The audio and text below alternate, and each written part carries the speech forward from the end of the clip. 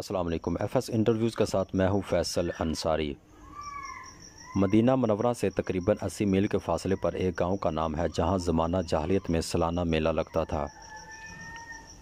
یہاں ایک کنواں بھی تھا جس کے مالک کا نام بدر تھا، اسی کے نام پر اس جگہ کا نام بدر رکھ دیا گیا۔ اسی مقام پر جنگ بدر کا وہ عظیم معرکہ ہوا جس میں کفار قریش اور مسلمانوں کے درمیان سخت خون ریزی ہوئی اور مسلمانوں کو وہ عظیم الشان فتح نصیب ہوئی جس کے بعد اسلام کی عزت و اقبال کا پرچم اتنا سر بلند ہو گیا کہ کفار قریش کی عظمت اور شوکت بالکل ہی خاک میں مل گئی۔ اللہ تعالیٰ نے جنگ بدر کے دن کا نام یوم الفرقان رکھا۔ قرآن کی سورت انفال میں تفصیل کے ساتھ اور دوسری صورتوں میں بار بار اس کا ذکر فرمایا، اور اس جنگ میں مسلمانوں کی فتح کے بارے میں اللہ نے قرآن مجید میں ارشاد فرمایا، یقیناً اللہ نے تم لوگوں کی مدد فرمائی بدر میں جب تم لوگ کمزور اور بے سر و سامان تھے، تو تم لوگ اللہ سے ڈرتے رہو تاکہ تم لوگ شکر گزار ہو جاؤ۔ آپ صلی اللہ علیہ وسلم کو پتہ چلا کہ قریش کا ایک قافلہ ملک شام سے لوٹ کر مکہ جانے والا ہے، اور یہ بھی پتہ چلا کہ اس قافلے میں ابو سفیان کل 30 یا 40 آدمی ہیں ان کے ساتھ، اور کفار قریش کا مال تجارت جو اس قافلے میں ہے وہ بہت زیادہ ہے۔ حضور صلی اللہ علیہ وسلم نے اپنے صحابہ سے فرمایا کہ کفار قریش کی ٹولیاں لوٹ مار کی نیت سے مدینہ کی طرف میں برابر گشت لگاتی رہتی ہے، اور قدس بن جابر فہری مدینہ کی چراگاہوں تک آ کر ڈاکہ زنی کر گیا ہے، لہٰذا کیوں نہ ہم بھی کفار قریش کے اس قافلے پر حملہ کر کے اس کو لوٹ لے تاکہ کفار قریش کی شامی تجارت بند ہو جائے اور وہ مجبور ہو کر ہم سے صلح کر لے۔ حضور صلی اللہ علیہ وسلم کا یہ ارشاد گرامی سن کر انصار و مہاجرین اس کے لیے تیار ہو گئے۔ چنانچہ 12 رمضان کو بڑی اجرت کے ساتھ لوگ چل پڑے، جس حال میں تھے اسی حال میں روانہ ہو گئے۔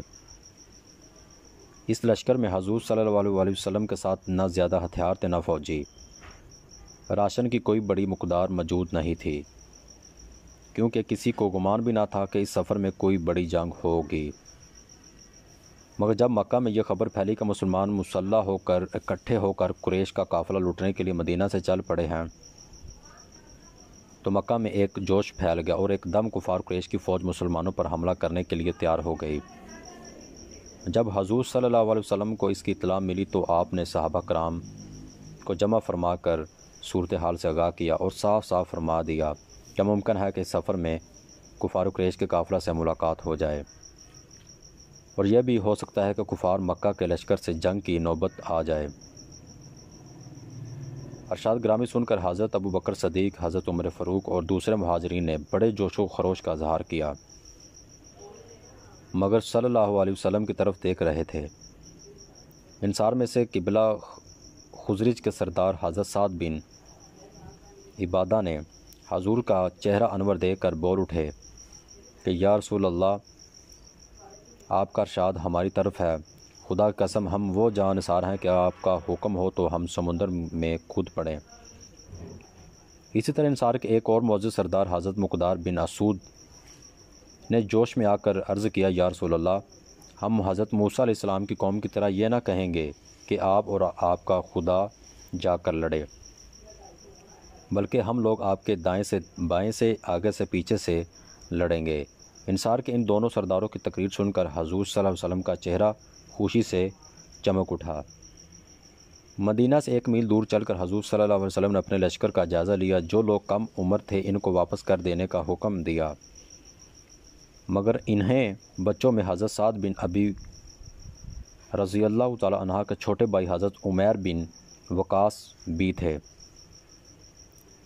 جب ان سے واپس ہونے کو کہا گیا تو وہ مچل گئے اور پھوٹ پھوٹ کر رونے لگے اور کسی طرح واپس ہونے پر تیار نہ ہوئے۔ ان کی بے قراری اور یہ صورتحال دیکھ کر رحمت عالمین صلی اللہ علیہ وسلم قلب نازک متاثر ہو گیا اور آپ صلی اللہ علیہ وسلم نے ان کو ساتھ چلنے کی اجازت دے دی۔ چاچا حضرت سعد بن ابی وقاص نے اس ننھے سپاہی کے گلے میں بھی ایک تلوار حمائل کر دی۔ مدینہ سے روانہ ہونے کے وقت نمازوں کے لیے حضرت ابن ام مکتوب رضی اللہ تعالیٰ عنہ نے مسجد نبوی کا امام مقرر فرما دیا تھا۔ لیکن جب آپ مقام روحا میں پہنچے تو منافقین اور یہودیوں کی طرف سے کچھ خطرہ محسوس فرمایا، اس لیے آپ نے حضرت ابو لبابہ بن عبد المنذر رضی اللہ تعالیٰ عنہ کو مدینہ کا حاکم مقرر فرما دیا۔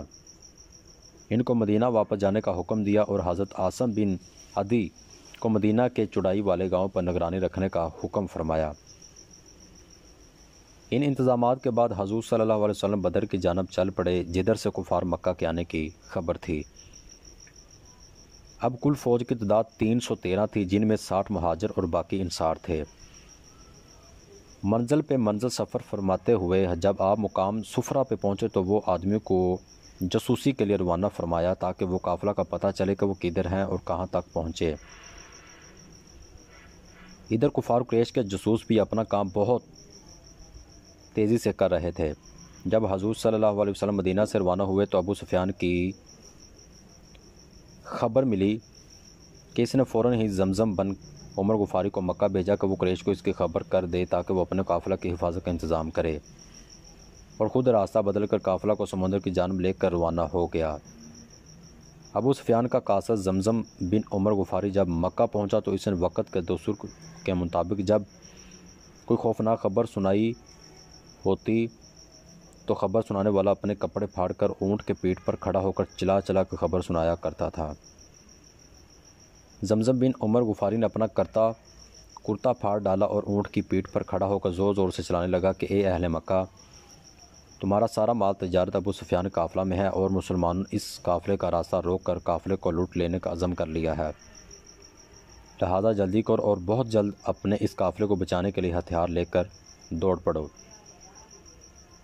جب مکہ میں یہ خوفناک خبر پہنچی تو اس قدر ہلچل مچ گئی کہ مکہ کا سارا امن و سکون غارت ہو گیا۔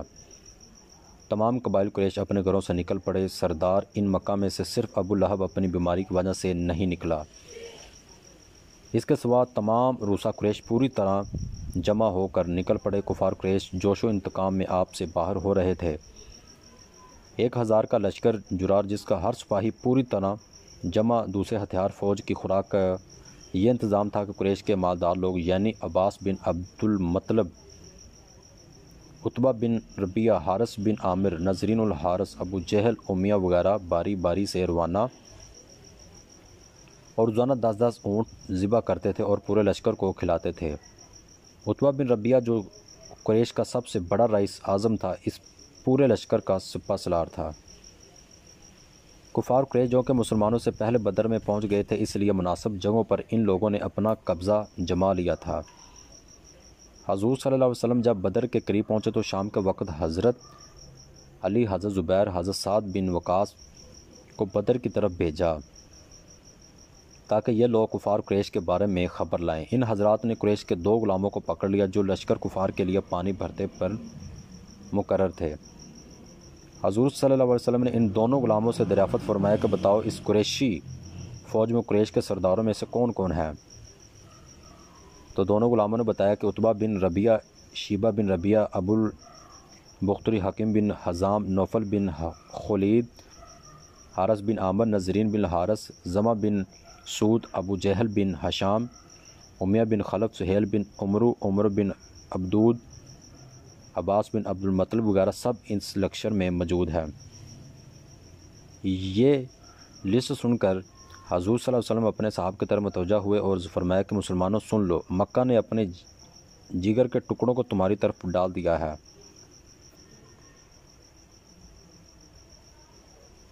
رمضان 2 سے جمعہ کی رات تھی۔ تمام فوج تو آرام چین کے نیند سو رہی تھی، مگر ایک سرور کائنات صلی اللہ علیہ وسلم ذات تھی جو ساری رات اللہ سے لو لگائے میں اور دعا میں مصروف تھے۔ صبح ہوئی تو آپ صلی اللہ علیہ وسلم لوگوں کو نماز کے لیے بیدار فرمایا، پھر نماز کے بعد قرآن کی یاد سنا کر ایسا لرزہ خیز اور ولولہ انگیز فرمایا کہ مجاہدین اسلام کے رگوں کو خون قطرہ قطرہ جوش و خروش کا سمندر بن کر طوفانی موجیں مارنے لگا اور لوگ میدان جنگ کے لیے تیار ہونے لگے۔